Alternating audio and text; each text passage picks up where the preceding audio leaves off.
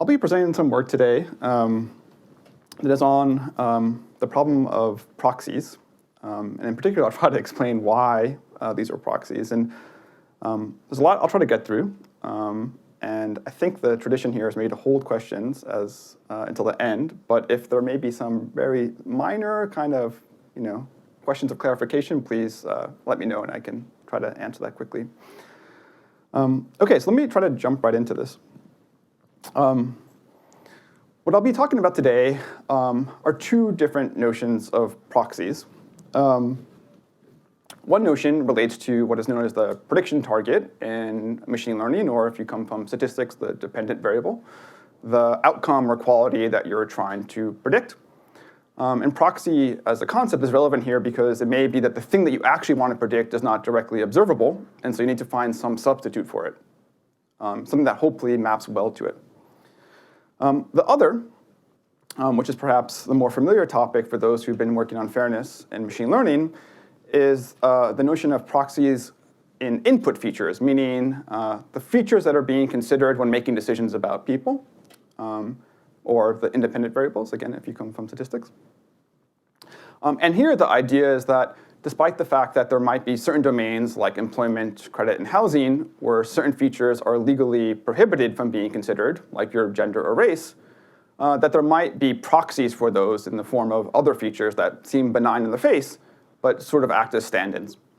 So these are the two themes that I'll be focusing on today, and I'll try to kind of get into some detail about both of them, but also how to try to clear up some confusion, because at the moment, these two ideas are actually conflated. And in fact, as I might get to in the very end, there are times when these actually do intersect as concerns. But let me start with the prediction target idea. Oh, and given that this is a more mathematical audience, I thought I could also say that what I mean by this is basically y and x, right? And I'll be drawing on some prior work to kind of communicate some of these ideas. The work relating to prediction targets relates to some work I've done with Samir Passy, who was a graduate student at Cornell and is now at Microsoft. This is a paper that we did on problem formulation. And then I have some ongoing work with Margarita Boyaskaria and Hannah Wallach, which is instead related to this input feature question. But let me start with problem formulation. So you can think of the use of statistical techniques or even machine learning techniques as a process of going from some high-level objective, I'll use here as an example an employer, who wants to perhaps hire the best possible people. Right? This is their sort of amorphous but high-level goal. And this needs to be translated into a specific thing that you actually want to predict. So the employer has a lot of latitude here. They can choose many possible things they might want to predict. They might, for example, decide that they want to hire people who are particularly personable. But personability, whatever this concept is not something that is sort of directly observable. We have no way of actually directly measuring how personable someone might be. And so in practice, instead, what we end up having to do is kind of find something that is a reasonable substitute for it. So for example, what we might want to do is look at how many friends that person has on social media. Right? Does it seem that this person is particularly well-liked? And this might be the thing that we're actually trying to predict.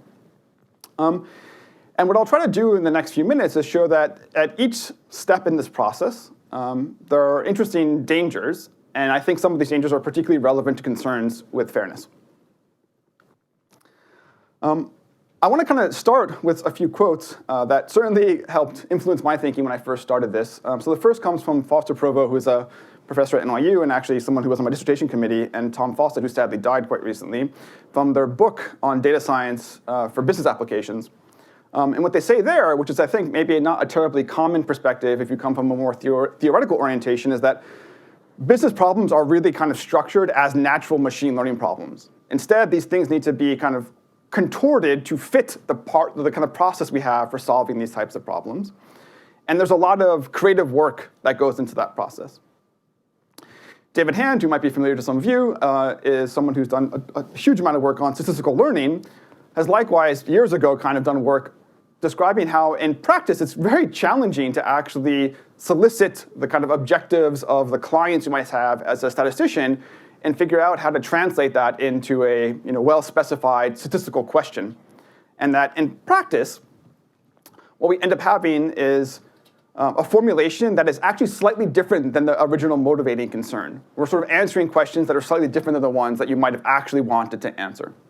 And so from their perspective, this is largely about sort of the efficacy of the analysis that you're doing, right? Are you actually going to be delivering the results that the business or the client might be looking for? But we can ask similar questions, again, with respect to fairness. So you can see I've added "and fairness" now. And what I'll show is that each step of this process, there can be a version of these kinds of concerns that are very much related to issues of fairness. So let me start with the high-level objective. This is a kind of tongue-in-cheek paper from a few years ago by some colleagues, which was trying to kind of, I think in a way, make fun of, but also raise serious issues about the work that's been done over the past few years on algorithmic fairness. And if you read the title, and especially if you read the subtitle, what you'll see here is that it's basically saying, there's some absurd application, in this case, turning elderly people into slurry.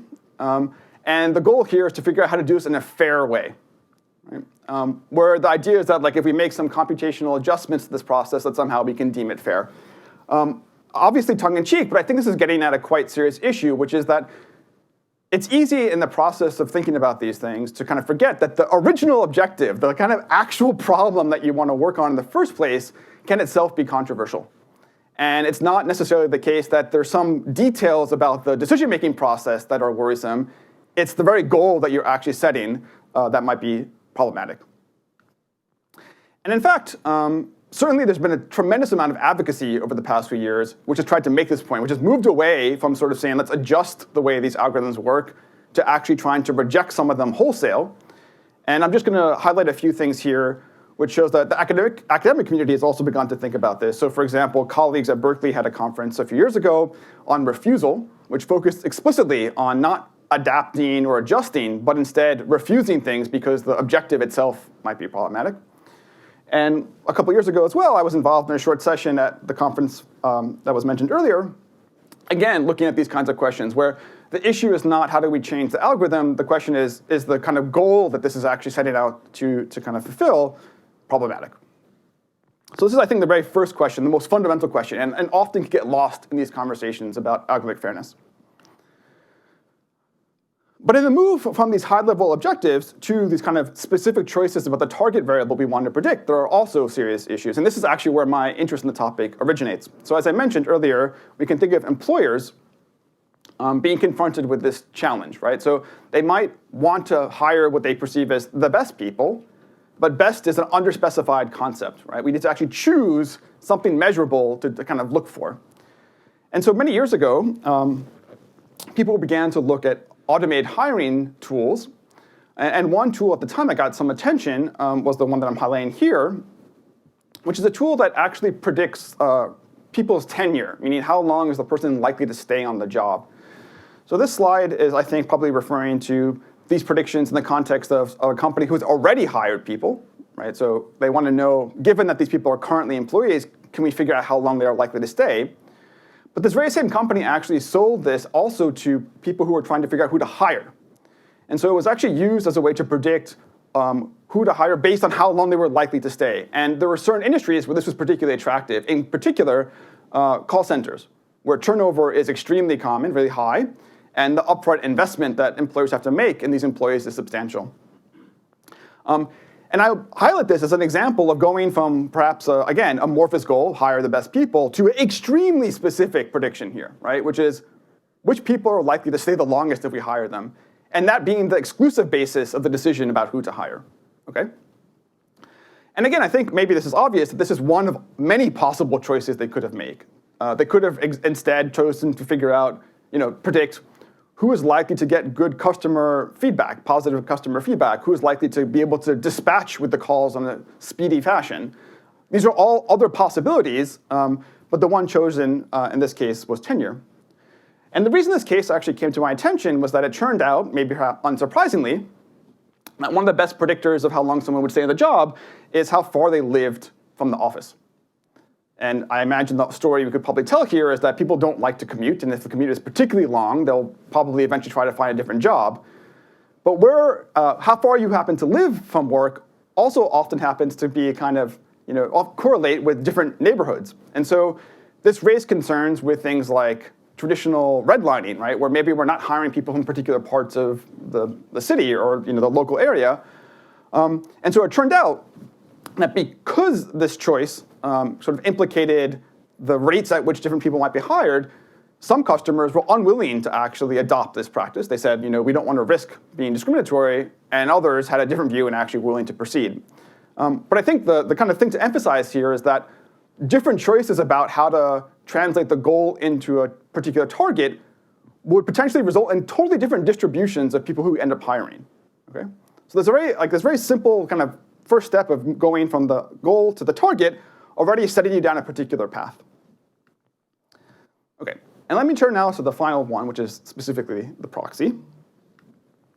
So there's been some excellent work on proxies with a focus on fairness. So the first one, which I'm highlighting here on the left, is from Christian Lum and William Isaac, and I believe actually William will speak later in this series. This is a fantastic piece, which was largely designed to show that predictive policing can have feedback loops. I'll highlight it for a slightly different reason, though, which is that predictive policing, as you might know, relies on crime data in order to figure out where future crime is likely to happen. But crime data is a kind of biased measure of the true incidence of crime. Instead, what you're really using is arrest data, who has been arrested, right? And unsurprisingly, there can be serious bias in the way the police decide who to arrest. And it may be quite different than the actual rate at which crime is happening across the population. And so a way of expressing this point in the language of proxies is to say that despite the fact that they're trying to predict crime, they're relying on arrests as a proxy for it, okay? And that there isn't a perfect mapping here. In fact, one way of thinking about this is that there's a sort of systematic mismeasurement when you move from trying to kind of predict crime to instead relying on arrests. So this has become, I think, a kind of touchstone point in the community working on algorithmic fairness. And I think it's maybe the more common example of why we should be concerned with these kinds of proxies. Another fantastic piece of work is from Obermeyer et al., which again might be familiar to those of you who've been following these discussions, which showed that healthcare systems had developed algorithms to kind of predict who would benefit most from some additional support. So who might be, at particular risk of developing avoidable disease, and if we provided some additional support, we might help avoid that. And what this study actually showed is that this healthcare system in particular wasn't able to necessarily directly measure health outcomes, and so as a substitute for that was relying on healthcare costs, okay? So what they were doing is predicting who was likely to be an expensive healthcare cost. And because of all sorts of social dynamics, it's likely to be the case that black patients of equal poor health as others were less likely to seek care at the same rate and less likely to receive equally high quality care. And so what that meant was that black patients who were, again, in poor health or who would have benefited as much from this program were simply actually less expensive, and so therefore were perceived as less desirable targets for this intervention. Okay? So again here, it's sort of a mismatch between what you want to actually predict, which is who would benefit from health, and what you're instead actually predicting is how expensive someone is going to be. And because of these social dynamics, there's a kind of systematic way in which this misrepresents those things. So these, I think, have become maybe two main examples in the community that people rely on when thinking about proxies. But I want to kind of try to tease this apart a bit further and maybe get beyond the more straightforward point that I just made. And to do that, I'll sort of ask, in a way that's circling back, which is, what is the point of these things? Why are we actually developing these tools? So in policing, we might say, well, is the goal of developing a predictive policing model to just simply accurately predict where crime is likely to occur so that we can observe it as effectively as possible? Or, alternatively, might it be that we want to develop this in order to deter crime? Right? These are quite different goals. The same thing might be, it seems that the goal would have been that they wanted to figure out who to support to avoid, these more serious illnesses, rather than to sort of reduce healthcare costs. But, I think we should actually take a moment to reflect on the fact that insurers or healthcare systems might legitimately want to answer the second question. It might not be a mistake that they were actually trying to reduce healthcare costs or prioritizing patients who otherwise would have been expensive. And what this suggests to me is that it's not always the case that it's simply about this mismatch. It can also be about a kind of mismatch between the way to even formulate the question at a higher level and what is being predicted. And I think a good example of this actually really comes out when we think a bit more about predictive policing. So Rudy Giuliani, who I'm sure we all know and love, in the 90s was actually quite unhappy when it turned out that another city was reported to have made more gun arrests than New York City.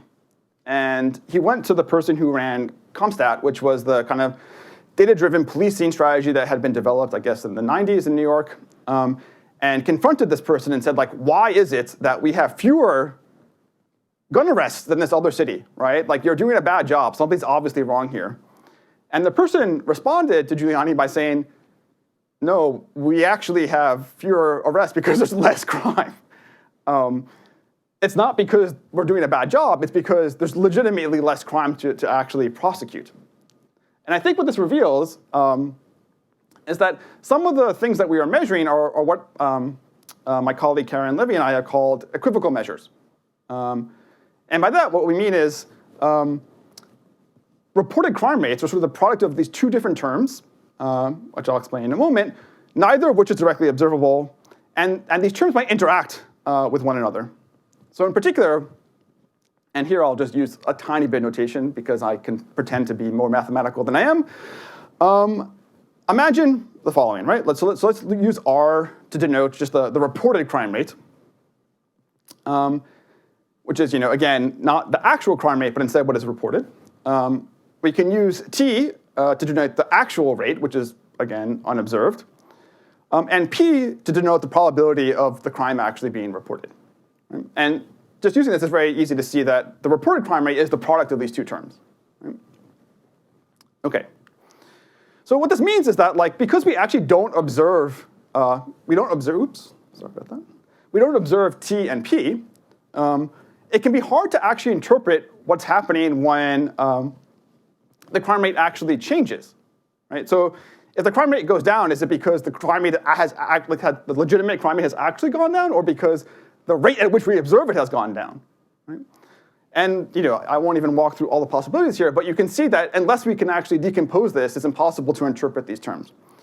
So I didn't actually end up pursuing much of this work because we had begun to think through some of these issues before COVID, and then COVID happened, and immediately we're like, this is exactly the problem with COVID. We have no idea how to interpret these figures about COVID because they are the product of these two things, right? It's the rate at which people are being tested and the actual underlying rate. And it almost became silly to pursue this project because everyone suddenly understood this very well.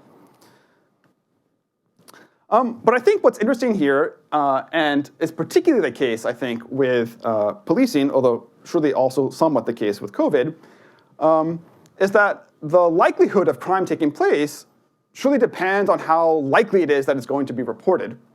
And what that means is that our ability to measure it more effectively might actually deter it, might actually affect what is being measured. Okay, so let me circle back. Predictive policing seems to be doing the following, which is that it's trying to predict crime using arrest data, as I said, not actual data about the real incidence of crime. But why is it doing this? Why are we trying to predict this? Is it to increase the probability of observing crime? Is it to decrease the actual underlying rate of real crime?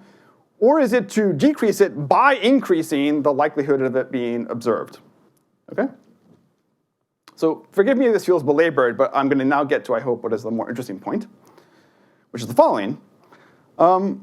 If it were the case that the goal of policing is to reduce the true incidence of crime, then a successful prediction would actually mean that the police go somewhere where no crime happens.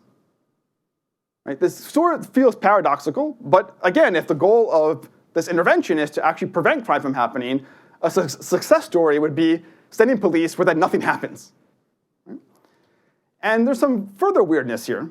The data that we're using, which is again arrest data, is data that includes cases where crime happened despite the fact that the police were there. Right? So even though the police might have been present, it did not deter the crime from happening, and that's part of the data we're using to make predictions. But I think even more confusingly, and this is the very final point about this, is that the data that we're using actually doesn't even include the cases we want to predict, which is when the police actually showed up somewhere and it prevented crime from happening. Those cases are not recorded because crime didn't happen. Right? Okay. So really, I think what this is telling us is that there's a kind of misspecification of the goal of the problem, because what we really are interested in here is deterring crime that would have occurred otherwise in the absence of the intervention. And this might be stated in terms that John Kleinberg and colleagues have called the difference between a rain dance problem and an umbrella problem. So an rain dance problem is one where you actually want to figure out what you can do to make it rain.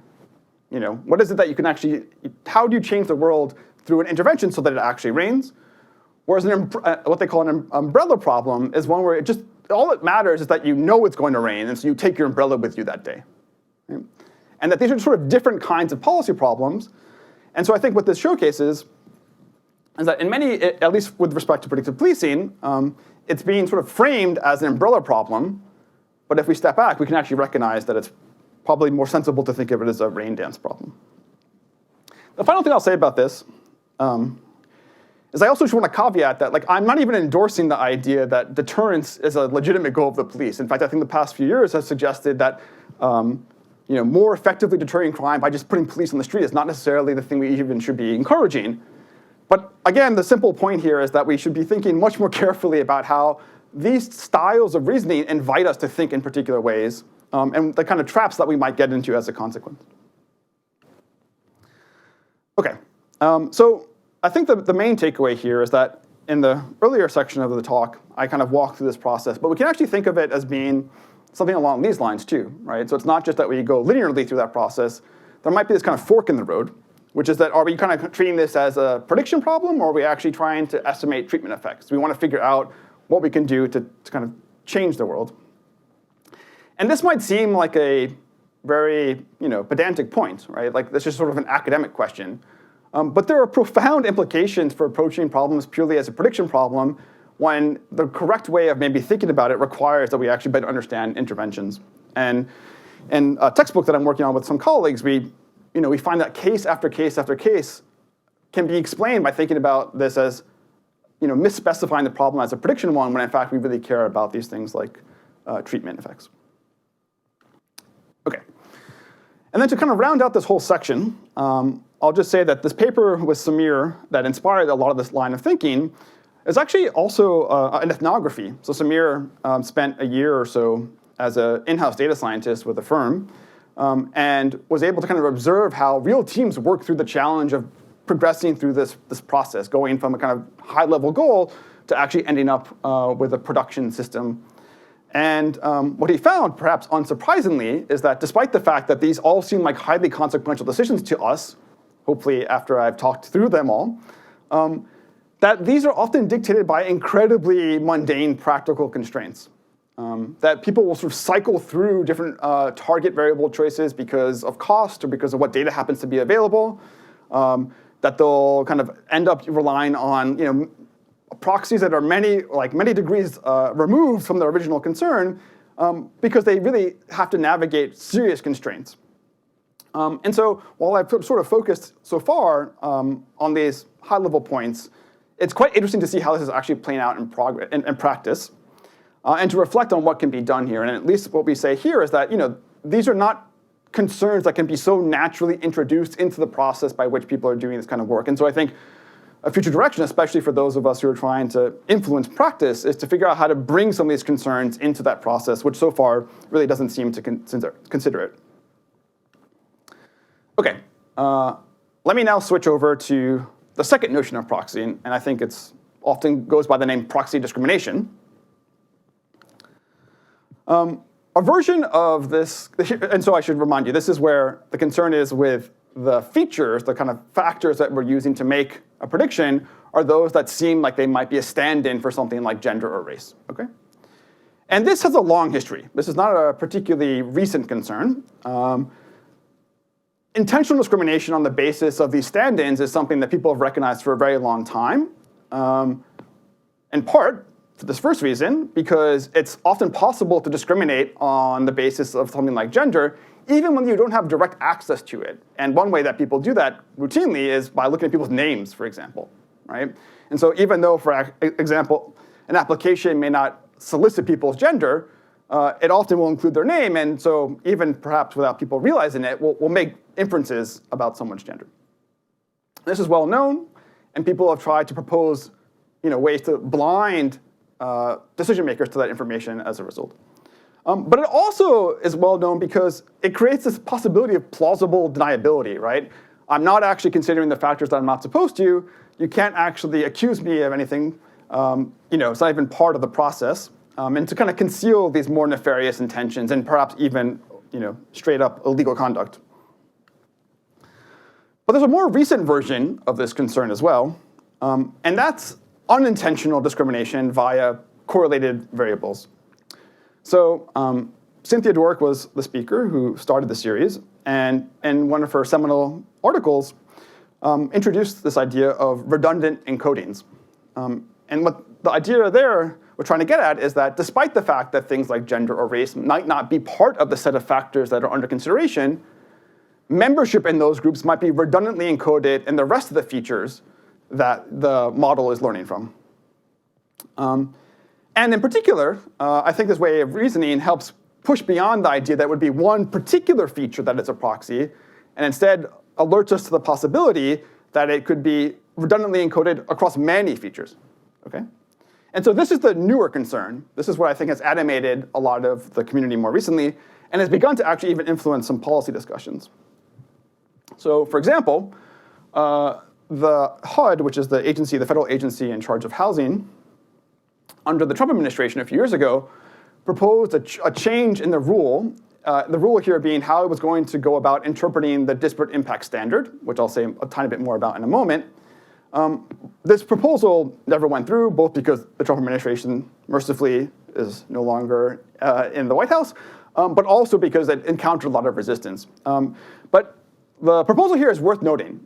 So what they were trying to suggest is that there should be limited liability for people like landlords who are developing ways to assess, tenants, possible tenants, who take efforts to adopt, one of these algorithmic tools and ensure that none of the features that are actually used in those tools are substitutes or close proxies for particular classes. Okay? This was not ever something that was part of the statute or official kind of rules that govern the different areas that discrimination law applies to. And so this was kind of change, right? This was like the first explicit discussion of proxies and these kinds of rules. But actually, as I mentioned, this generated a significant amount of pushback. So this was an official rulemaking process. For those of you who are unfamiliar, regulatory agencies are often tasked with interpreting law. They have to kind of fill in the details. And in doing that, they have to go through a formal process where they allow people, the public, to actually understand what they're proposing to do with the rulemaking process, and then allow them to submit comments to kind of provide feedback. And these agencies are actually legally required to read this feedback. And so what I'm showing here is a search of all the feedback that the agency had received, which is considerable. And there are a tremendous number of comments that are exactly focused on this particular issue of proxies. So if you read through these, which I have, the vast majority is essentially saying, like, you're kind of wrong to think of this as being substitutes or single proxies. This is redundantly encoded. We all know that, despite the fact that this information might not be in it, or there might not be an obvious proxy, this continues to be a concern, okay? And so I think, as I was mentioning, this more recent issue has begun to permeate people's thinking about the topic. And in fact, even more recently, so just from a couple of months ago, Commissioner Slaughter, so Commissioner Slaughter is the commissioner of the Federal Trade Commission. The Federal Trade Commission is the kind of consumer protection agency, federal consumer protection agency, has this nice paper which sort of lays out a vision for how the agency might go about trying to regulate a lot of these kinds of fairness concerns when they involve algorithms. And there's much in this report that's worth talking about, but what struck me in particular when reading it was this statement. So what Commissioner Slaughter says is that proxy discrimination that results in disparate impact is always pernicious, whether or not we can identify underlying intent, and it can and should give rise to legal liability even if it's not intentional. This is a much stronger statement than I've seen, I think, any regulator make about proxies. And it's not that this is somehow black letter law or even the formal rule that the agency is following, but it is indicative of kind of changing thinking among regulators about how to deal with this problem. Okay, and as I mentioned, I'll kind of give a quick gloss on the relevant law here. So discrimination law, at least in the United States, has sort of two separate doctrines, two ways of thinking about what constitutes discrimination. So one is disparate treatment. This might be the more familiar way that you would think about it. This is an extreme simplification, so forgive me. But you can think of disparate treatment as being formal prohibition on the consideration of things like gender, what meaning it is simply illegal to even consider or include in your decision-making process information about gender, for example. But also intentional, meaning even if gender is not explicitly part of the process, if you're relying on a proxy to intentionally discriminate against someone on the basis of their gender, that would still be covered by disparate treatment, okay?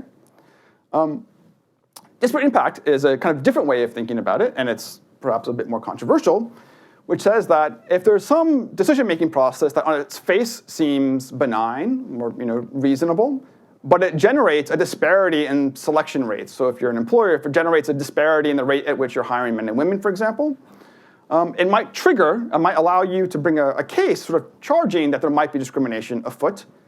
And in that case, the question then becomes, is the way that the decision maker is actually arriving at their conclusion somehow justified?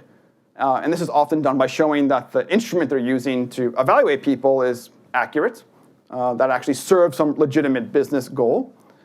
But there's an additional detail here that's important, which is that if it's avoidable, in this case, employer might still be liable in the sense that if the employer could have achieved their goal equally well with an alternative process that had less disparate impact, then they were legally required to do so, okay?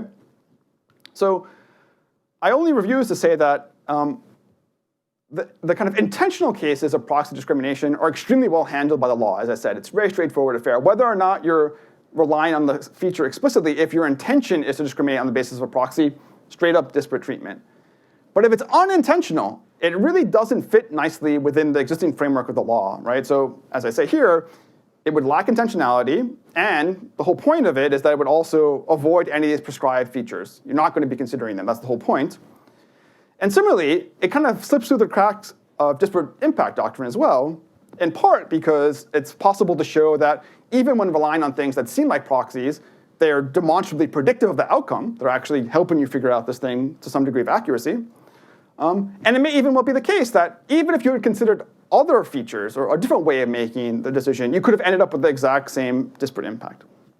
So there isn't some kind of perfect mapping here. In fact, it's a really tricky case for the law. Okay, so let me now introduce a little bit of notation, which will be relevant for the next two slides. I guess you're familiar with X and Y, but I'm adding A here. So A is essentially part of the same feature vector, the set of variables that you're considering, but specifically those that are prescribed, so things like gender, race, what have you, okay? And this is the standard notation in a lot of the work that's been done on fairness and machine learning. So I think what some of the concerns around proxies reflects is a sense that it's not enough that X happens to predict Y. It's not enough that some random set of factors happen to accurately predict some outcome. That's not sufficient justification. Instead, what people seem to really want is to kind of understand why this set of features is predicting this outcome.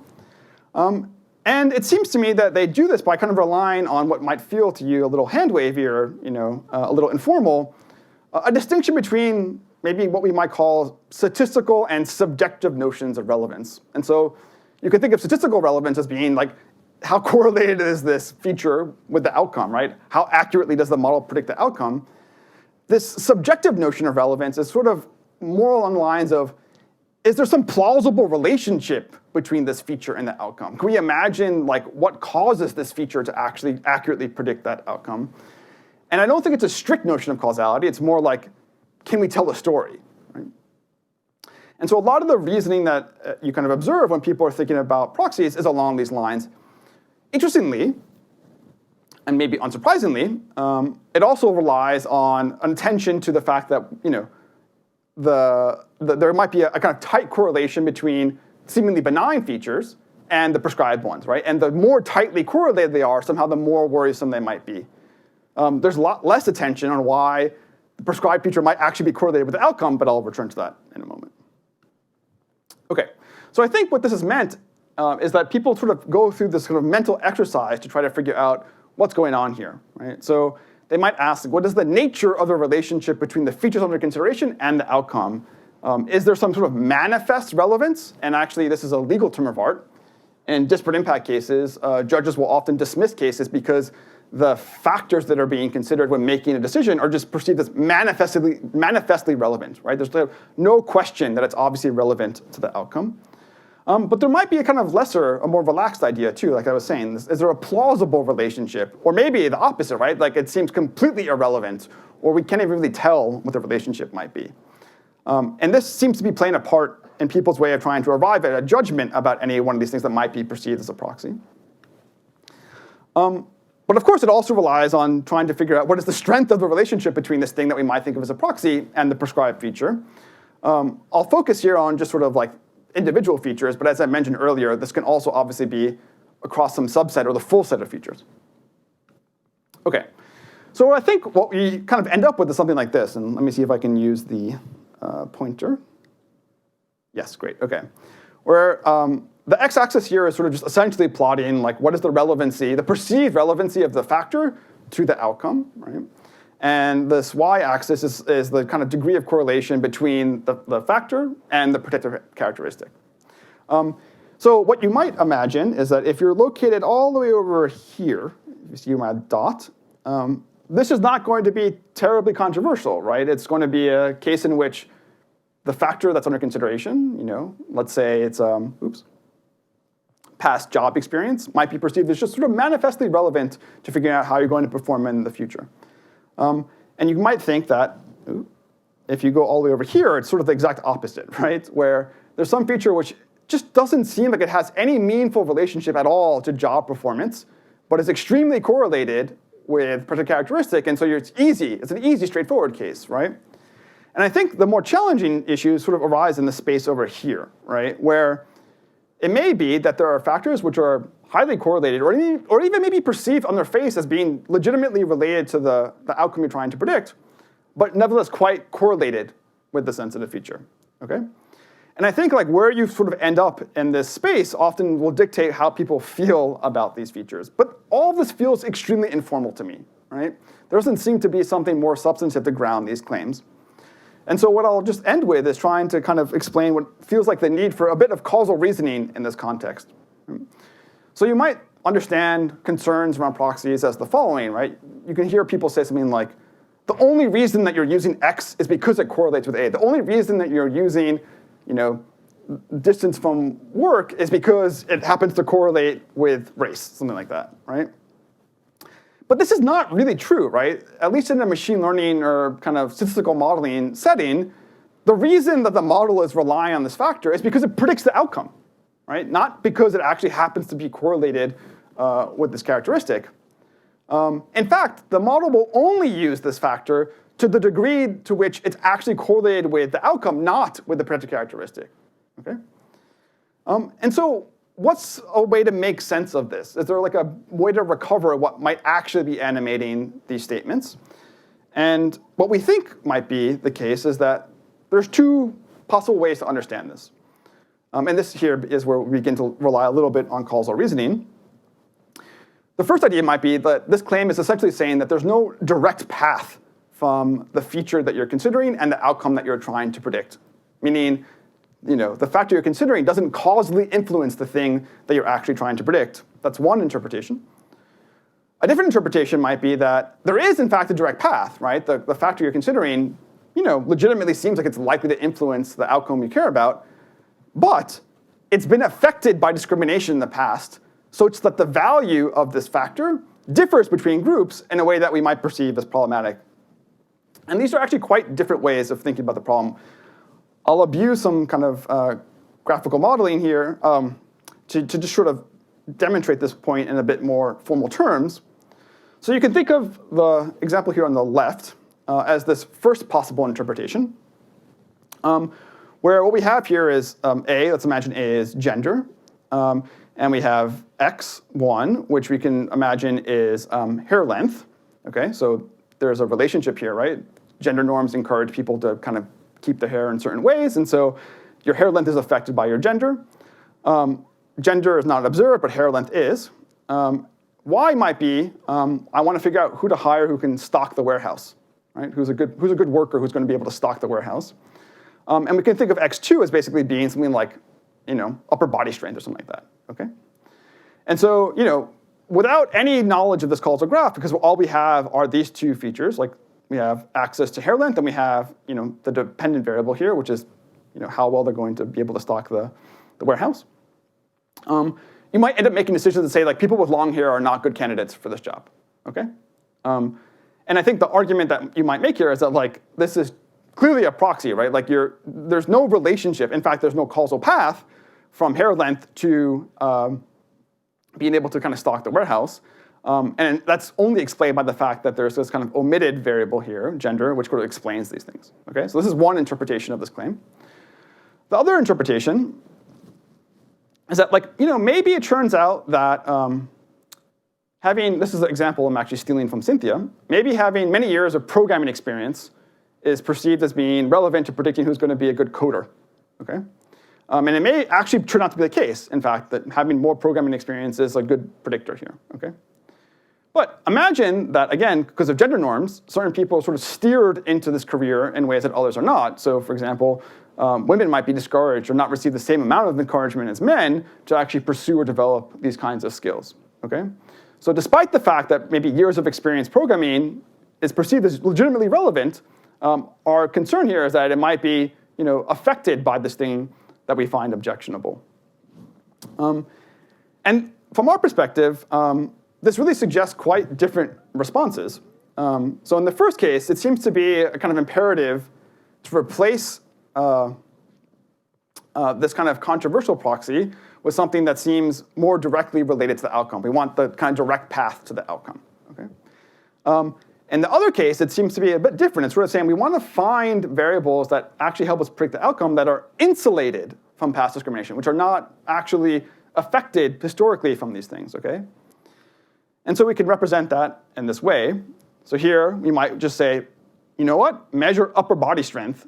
That's what you should be using to make your judgment. And in this case, I've added an additional factor here, which we can say is something like, did you complete a degree in computer science?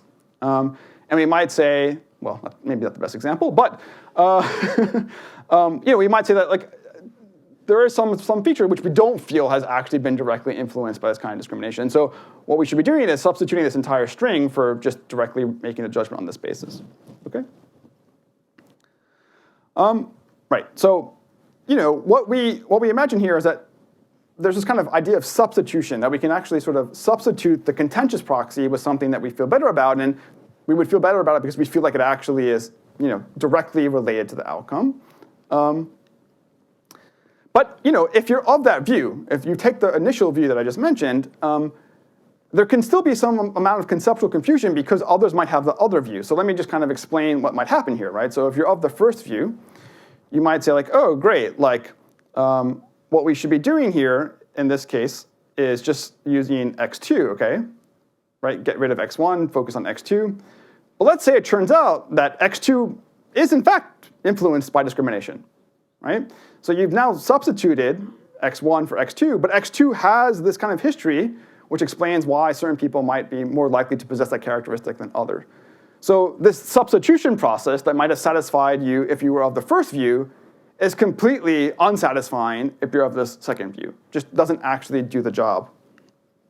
And so instead, people of this second view seem to be, arguing for this kind of insulation. We want to find something that might be insulated from these problematic patterns. And the more that you think about this, and the more data that we have to kind of do this kind of work, as I mentioned earlier, the kind of fully redundant encodings rather than particular features, this becomes an extremely challenging task, right? Like, what does it really mean to be able to insulate the features that you're going to use from the history of discrimination in the world, especially when all these factors might be affected? So with that, I think I'll come to an end. I guess I'm on time, possibly. Yeah, okay, all right, thanks very much.